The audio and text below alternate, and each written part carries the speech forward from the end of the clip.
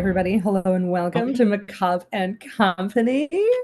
This is episode Episode six. six. Six. Six, yeah. It's episode six-ish. I don't Yeah. know. You read the title, you saw. Yeah. So George is starting us off by doing a live card drawing. Yeah. Whereas often he draws that card before we start. But now we are seeing the magic, we are hearing the magic, we're setting intentions. Yeah. We're looking at the stack of cards. We're splitting the deck. We're splitting the deck, and I'm going to pull the top one here, and we're going to see what this card is going to tell us about this episode and this day for us. Yes. The release date of this episode. So the card I've just drawn is the Five of Wands. Oh, they're It's in a like band. five Kind friends. of like it's giving Right. ABBA for some reason. They're is. dancing under a rainbow. They've got a bunch of sticks. Yeah. This Wow. could also be you here, and this could also be me there. Yeah, there does look like two characters that could look just like us. There's one with a little top knot off, just like how I wear my aggressively high button and have done since the 90s. So what does that mean? The Five of Wands may show up when you've got the impression that everything is scattered and out of reach. You may feel a sense of conflict, but know that with conflict comes transformation. Conflict is natural and necessary for growth. Nobody's path is always easy. When this card appears, think about how to maintain a sense of control and clarity through this conflict. Don't let things get under your skin, and don't let pain or hard feelings cloud your thinking. Keep a cool head and find peace within, even if it means compromising on something you're reluctant to lose complete control of. Removing yourself from a situation, even temporarily, may give you the space to find peace and lead you to shine light on what you couldn't see before in the midst of chaos. Oh, I love that. Yeah. Interesting. That's a good one. Ground yourself and find calm in calamity. That's so us. Find calm in calamity. Yes. I definitely like thrive in chaos, so I do need to like find the eye of the storm a little bit. Yeah. Get down to the root of it. What is bothering you and putting you on edge? What does the tension you are feeling stem from? And practice imagining yourself in someone else's shoes. What does that perspective look like? We all have truths, even if some people's truths may be different from and in conflict with our own. Mm-hmm. Yeah. Mm-hmm. Oh, how exciting. Boom. There you go. The Five of Wands. I wish I could just I should get like a little thing hanging from the ceiling so I can just leave it there. You just hang it there for all the day. Oh my gosh, I love that. You don't have any idea what I'm talking about today, and I have no clue what we're talking about on this latest episode. I'm so excited. Okay, I'm gonna ask you a question, George. Okay.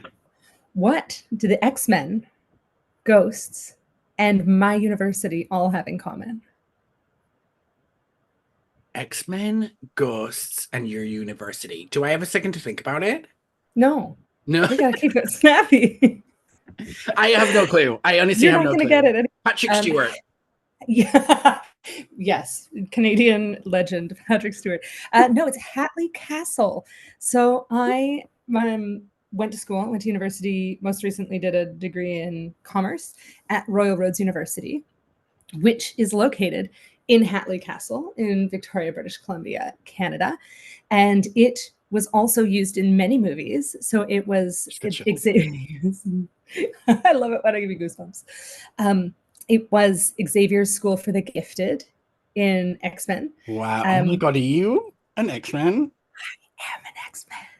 Shh. That's so cool. You're a mutant. Yes. I don't know which X-Men I'd be. I don't know them well enough to know which one I would want to be. You'd be Rogue. You'd be Rogue. Yeah, Storm's cool, but I feel like you'd be Rogue. She's kind of like edgy and, you know, she's got a cool backstory and she's got like fashion, you know, she's very like girl power too. Oh, I love that for me. Yeah. Who are you? Oh, I don't know, but I like Professor X because he's just cool. He's like the boss bitch, right? And I love Patrick Stewart as well, who played him in the movies because I love Star Trek and I love Captain Picard.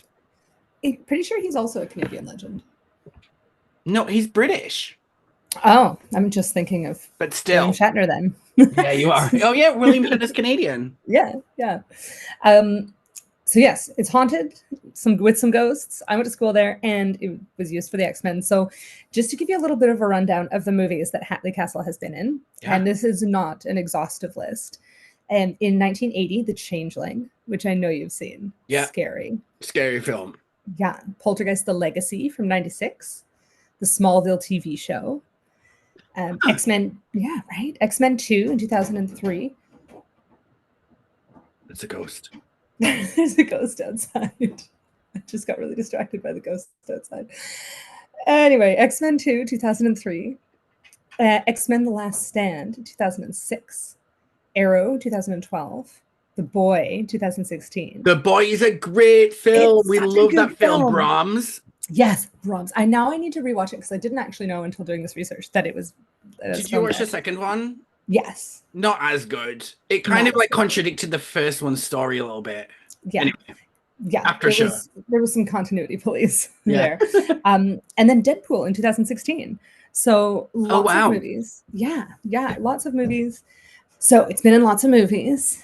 And in fact, when they were filming here, somebody that I know met Famke Janssen at a coffee shop. She was just like having a sit in a downtown Victoria cafe, and their dogs made friends and they had a chat. Like celebrities, yeah, right? Celebrities famously really love being on the west coast of Canada because nobody really bothers them. It's pretty relaxed. You can kind of film and there's not like paparazzi everywhere.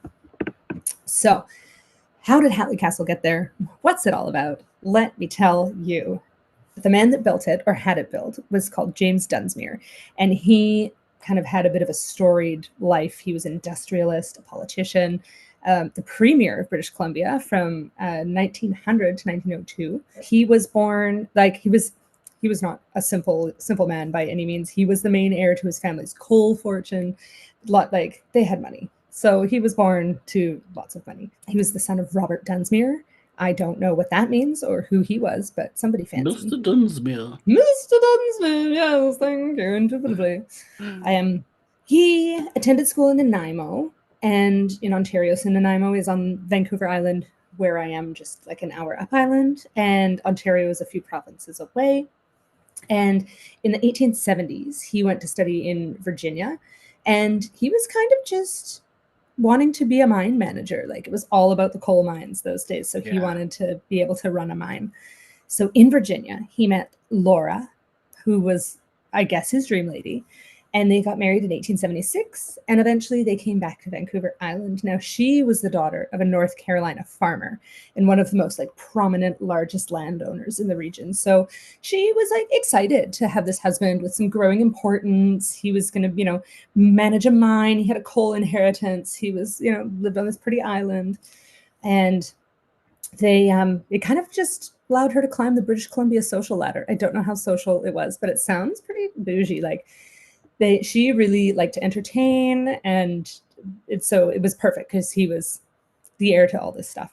And they had not one, not two, but 12 children. Whoa. They were busy. 12 children, yes. 12 children, 9 girls and 3 boys. Lots, big house, full house. So when they first were married, they lived with Robert, their dad, and Joan, his dad. They moved to their own house, and they called it Burleith. I don't know why. There's no notes on that. But in 1989, he won the election to the provincial legislature. So he was just climbing that ladder, and she loved it. She wanted to entertain. She wanted to, have the people over. So he did agree to serve as premier of the province. But in 1902, he resigned the premiership. He just was not vibing with the conflict of interest in formulating government policies versus being the owner of a coal mine. He wanted that coal money. He wanted to do coal things. And the province was probably we also need to look out for tree. He was like, nah, I'm making that up. That part is conjecture. In case you weren't sure. That's fine. This is an entertainment podcast. We got to embellish sometimes. Yeah, sometimes you got to make it sound sassy. It also, he did get a lot of criticism because he was recruiting cheap Japanese labor to work in his mines. Definitely wasn't above board or like really doing the things that people wanted of their politicians those days, or at least he was being loud about it when he was doing it.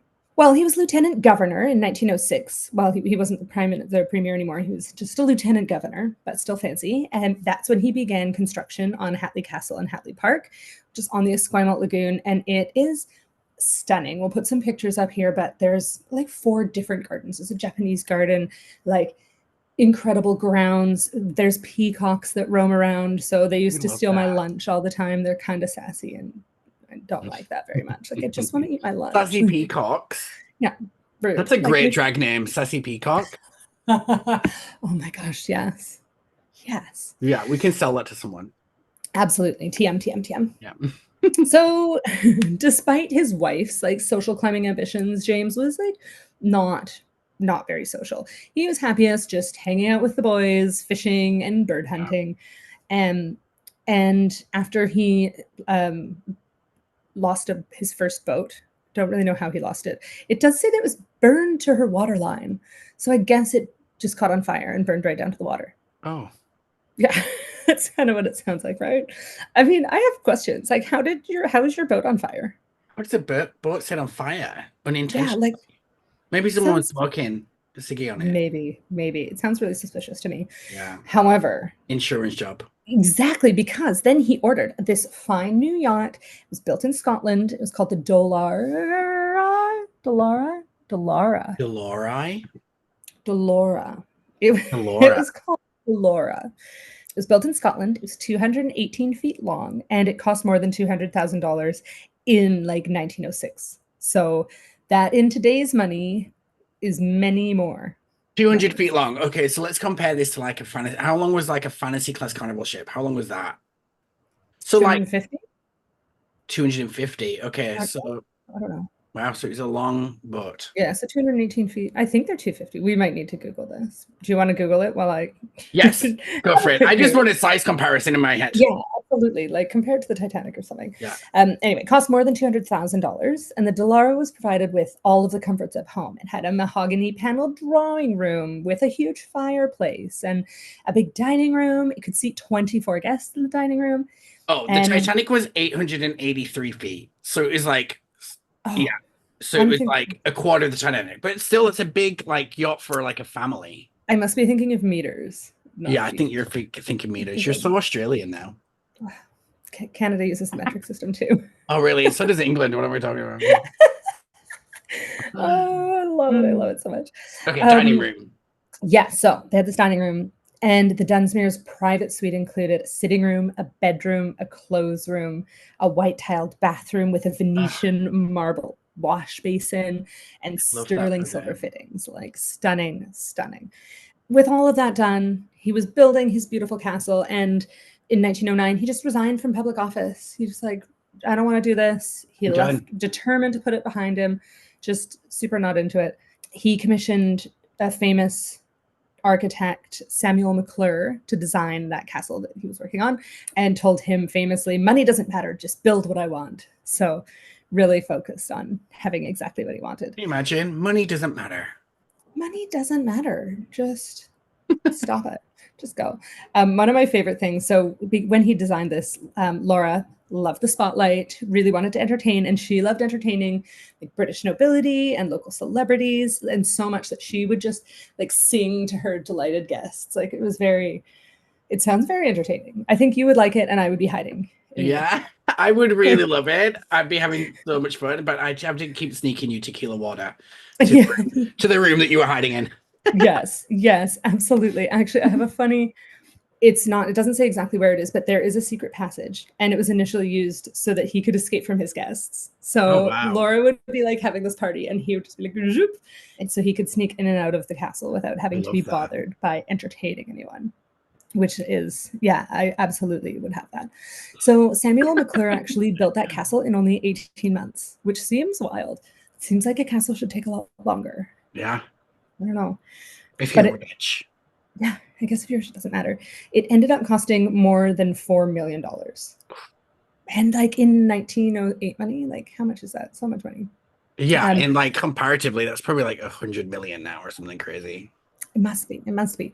So it's got towers, and again, we'll put pictures everywhere. It's a stunning, stunning building. Yeah. The building itself is 200 feet long, 86 feet wide, and has 50 rooms. It also has 10 kilometers of winding road that meanders through 640 acres of property. Some of it's woods, but there's a rose garden, a Japanese garden, an Italian garden. Wow. Yeah, once had the gardening team used to be over 100 people. Oh, wow. Yeah. Wild, right? Wild. So he did have some, obviously, into every life, a little disappointment and sadness must fall. But he did really try to like retire from politics, retire from the public eye. But he was really disheartened and watching his oldest son and daughters just like frivolously wasting their lives away, according to him. He really hoped that James Jr., also they just called Boy, which is weird, Boy. right? Because of the movie also. Because of the movie. I mean, but it's just like a total like Charles Dickens thing. Listen here, boy. Yeah, Right? right. Yeah, very that. So he really like held on this hope that James Jr.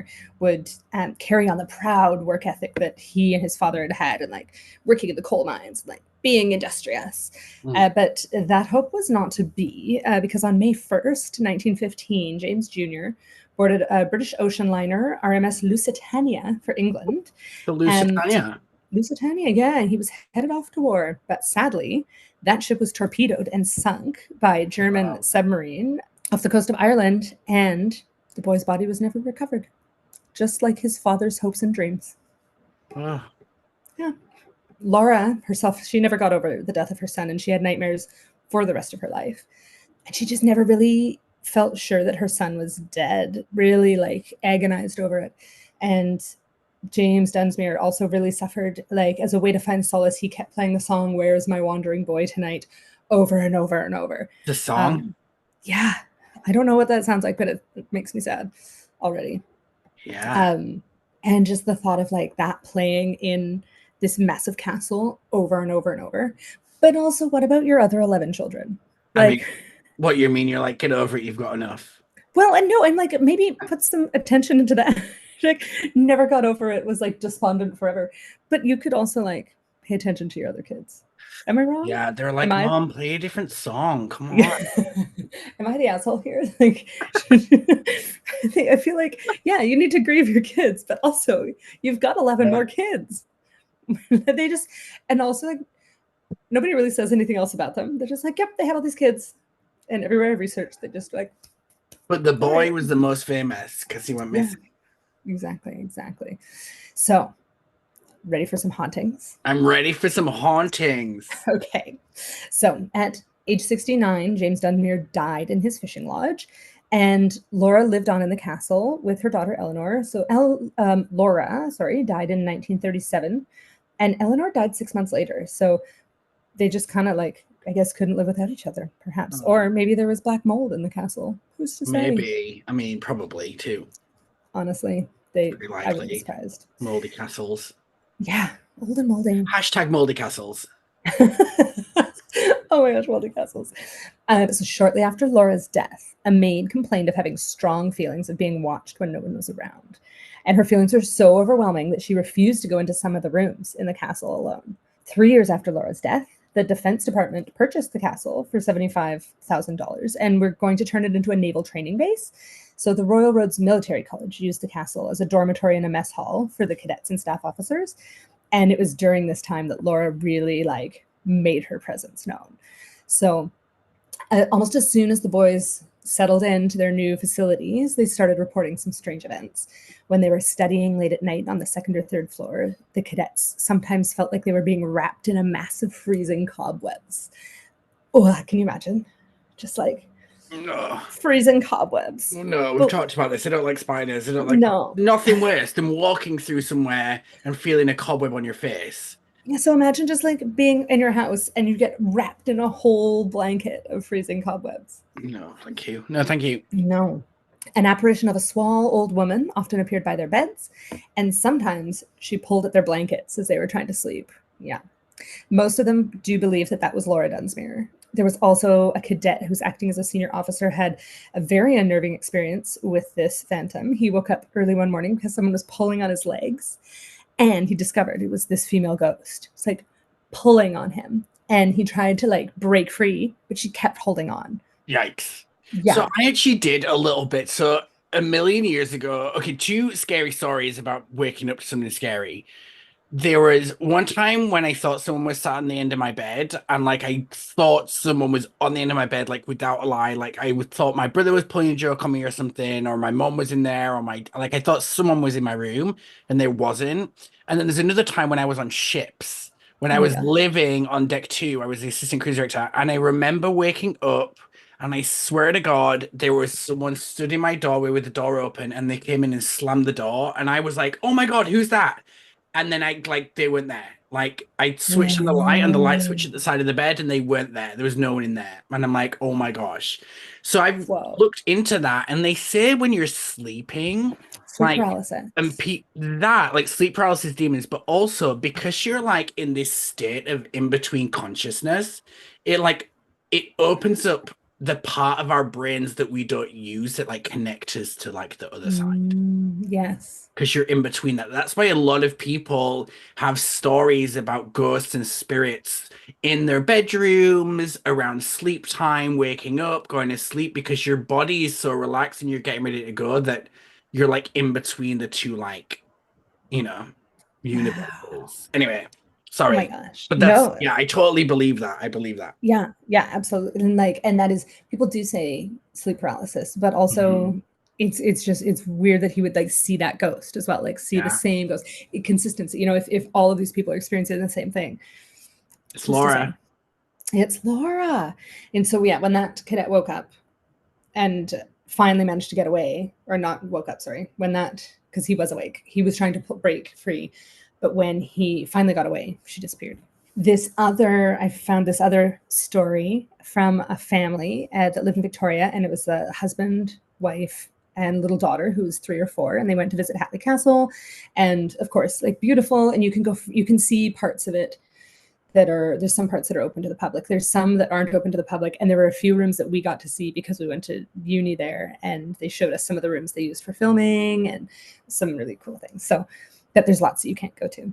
Mm. So they were wandering around for about an hour, and they did a tour, and they got in their car and headed home. And on the drive home, the wife kind of got like a feeling that something was out of sorts, and she just was uncomfortable. Like when you have that vibe, that Yeah. something's not right. So they got home, went about their business, went to sleep, everything fine. At like 1 or 2 in the morning, the husband and the wife were awoken by the sound of the baby crying and howling uncontrollably. So, of course, somebody, all right, your turn, off you go. Got up to go check on the baby. Baby was asleep, sound asleep.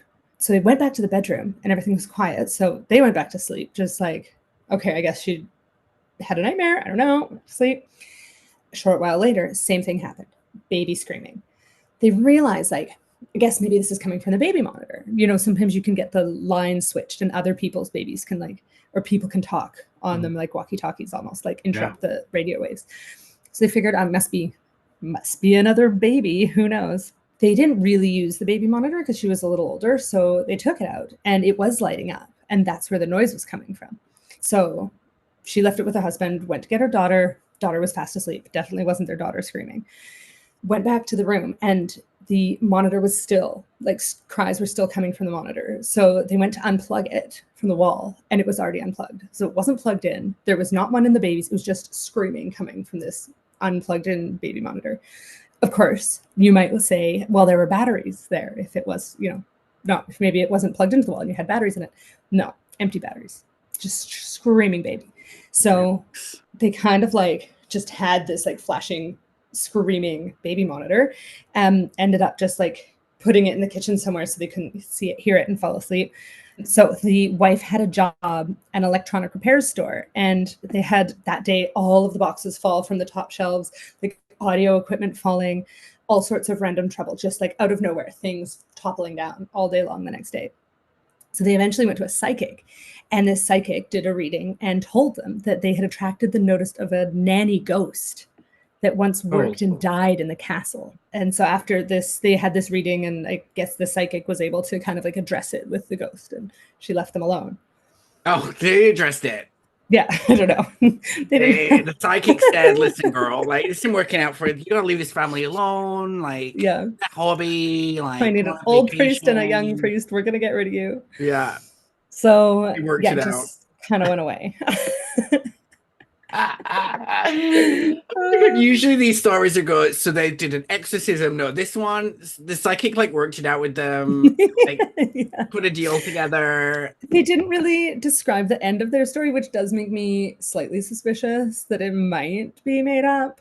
But I don't know. eventually the ghost left them alone. So then some other interesting things that the Royal Road University spokesperson had to say. Just there's a lot of ghostly sightings and a strong smell of cigar smoke. You can smell if the ghost of James Dunsmuir is around, you smell cigar smoke randomly. And there's a member of the security team who really has a lot of personal encounters, so is really happy to tell those stories. So I feel like next time I go there, I should try to interview some of the security Oh, for staff. sure. That's why he's both Right? wrecked out. Maybe he's smoking his cigar on it. Maybe. Oh my gosh, I thought totally. that's so weird because I thought when it was like someone was smoking a ciggy, I thought or maybe he loved being with the boys. He liked fishing. He was probably smoking a cigar, or put Totally. it out Yeah. and left it because. Yeah. Yeah, absolutely. You're so right. That's what was totally what happened. With the cigar. Um, And now you can smell the cigars there because he's bitter that he burnt his boat down with a cigar. yeah, unfinished business. He didn't pay attention to his 11 other children. Oh, Um, Lord. and also just like a weird fact that I found really cool. The stained glass windows, when they were being shipped, they shipped them in molasses. Put them like in crates and in molasses, surrounded them with molasses so that they wouldn't break while they were being Oh, is transported. that that's like a way to do it? Yes, No? I that's the first time I've I ever mean, I heard of guess it. that But makes sense because it's like a thick liquid. yeah, I'm not in shipping, so I've not investigated. But It's a thick look at me, yeah, Sim. Like that makes sense. It's a thick liquid. Hashtag yes. science. I've never shipped a glass window in my life. You bet you're ready to now because you know I'm about the ready. molasses trip. We're gonna buy a whole bunch of molasses. So that's my story. I've never encountered any haunted presences while I was at school, but also a lot of the classes I had were in the new building. So like the university buildings are kind of separate now. So you go to classes, but the castle is still there. The main castle. What a beautiful building though. It's called what's the castle called again? Hatley Castle. Hatley. I thought you were saying Halley Castle, and I'm like, that's funny Oh, because Halle Berry played Storm in X-Men, but it's that Hatley is Castle. funny. Sorry, Hatley Castle. Yeah. Wow, it's a beautiful place, huh? Yeah. Oh, it's stunning. It's so gorgeous. And Those old, like, stately homes and castles, they're always full of spirits and energies. yeah, that There's is something. definitely stuff there. I mean, why would anyone Absolutely. want to leave it? You know? No, you'd like how and I would absolutely want to haunt a whole bunch of random new people. Oh, you're 100% going to be a ghost. Yeah. Like, if out of everybody I know on the planet, Erica will be a ghost. You'll haunt people just for the fun of it. You'll be like, I would rather be a ghost because one, you can totally, you're like in charge. You could be social, you could be antisocial, you can throw shit, you Yeah. can scare people, you can laugh about it. I think you'll know that I'm haunting you because I'll fill up all the ice cube trays. Like that'll be Yes. my service to everybody. Because Amazing. there's always never enough ice, no matter where I go. There's So I'm gonna be filling up those ice cube trays. yeah. I think I want to like haunt like an ABC liquor or Bevmo or something. And what would your haunting consist of? Like the staff coming in the morning and all the booze has been drank. All the red wine's gone.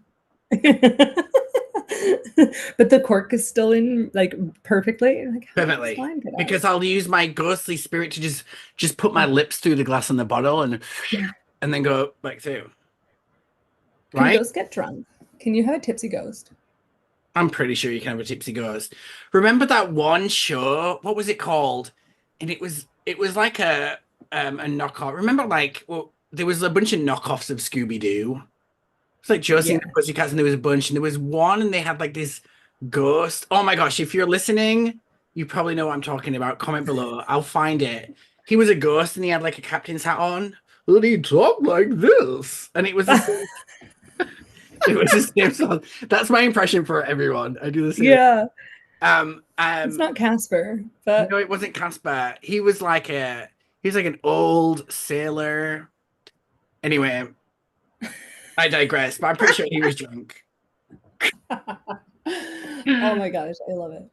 Yeah. An old drunk ghost. I can picture it. I can picture That's it gonna now. be me. I'm gonna be the old drunk ghost. Yeah, I love it. Yeah.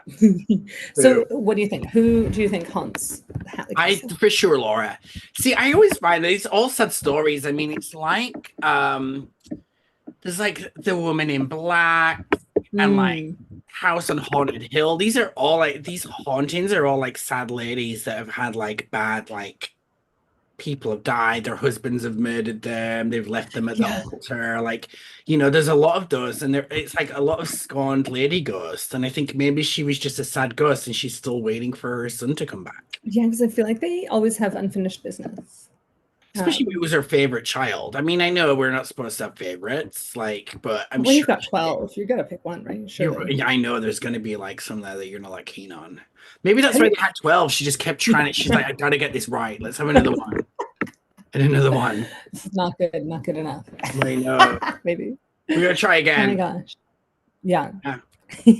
Great story, though. I'm excited. I'd love to visit there. You should go through. If you got loads of photographs from there, you should go through and see if you can see any like orbs or shadows and stuff in your photograph. Yeah, maybe I'll go tomorrow and go around and try to take some spirit photos. Oh my gosh, it's so close. You can just walk around the grounds, huh?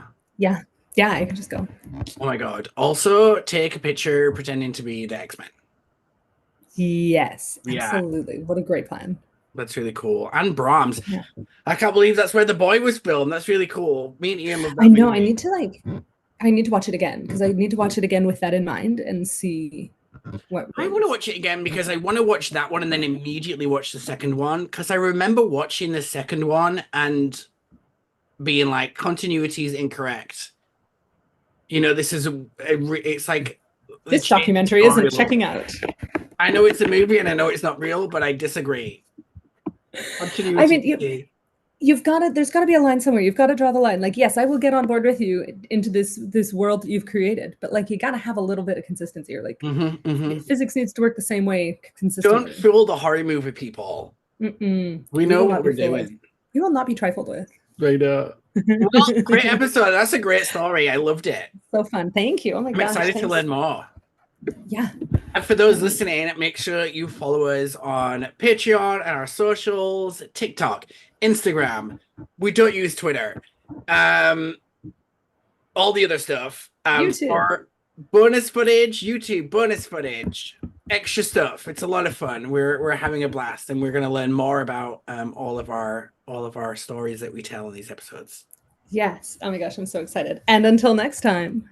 Stay spooky. Woo, stay spooky.